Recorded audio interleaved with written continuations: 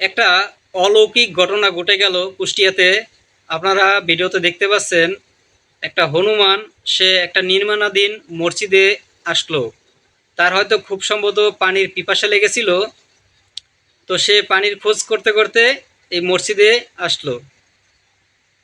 আসলে একটা বিশাল একটা ঘটনা আছে, একটু পরে আপনারা সেটা দেখতে পারবেন।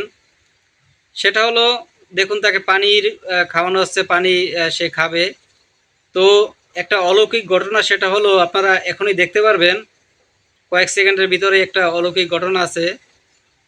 এই হনুমানটা পানির পিপাসায় আসলো, তো পানি খাওয়াতে চেষ্টা করা হয়েছে, সে নিজে নিজেই হয়তো পানি খেয়েছে বা, কিন্তু এই বিষয়টা ভাই একটা অন্যরকম একটা ঘটনা ঘটে গেছে। এই যে মসজিদটা আপনারা দেখতে পাচ্ছেন, এই মসজিদটা ছিল নির্মাণাধীন, নির্মাণের কাজ এখনো শেষ হয় নাই, ঠিক আছে?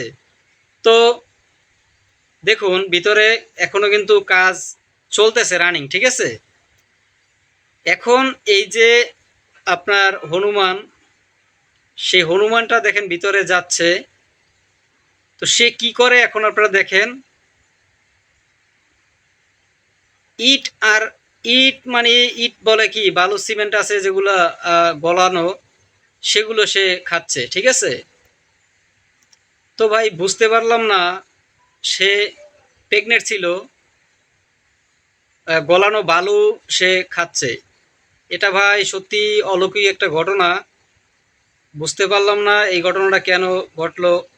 তারপরে আশেপাশের লোকজন যারা আছে আপনারা, তারা কিন্তু তাকে বিস্কুট তারপরে অন্য কিছু খেতে দিচ্ছিল, কিন্তু ভাই সে তো সেটা খায়নি, ঠিক আছে? সে ওই ইট বালু আছে, গলানো, কি বলে সিমেন্ট বালু, সেগুলা খাচ্ছে। আমার ভাই সত্যি ব্যাপারটা অলৌকিক মনে হলো। আপনারা যদি কিছু বুঝে থাকেন তো অবশ্যই কমেন্ট করে জানাবেন।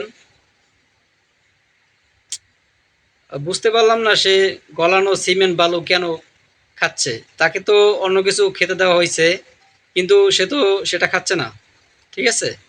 সে সেগুলো খাবে না। বুঝলাম না ব্যাপারটা সত্যিই কি অলৌকিক একটা ঘটনা নাকি। আপনারা যদি কিছু জেনে থাকেন বা বুঝে থাকেন অবশ্যই কমেন্ট করে জানাবেন যে এই ঘটনা এরকম। আসলে অনেকেরই অনেক কিছু জানা থাকে, আবার কেউ আছে জানা থাকে না। এসে গলানো ইট বালু সিমেন্ট এগুলো খাওয়ার কোনো মানে হয় না। আমার কাছে ব্যাপারটা অলৌকিক মনে হয়েছে। তো ভিডিওটা সবাইকে দেখার সুযোগ করে দিবেন, শেয়ার করে দিবেন। ভালো থাকবেন সবাই।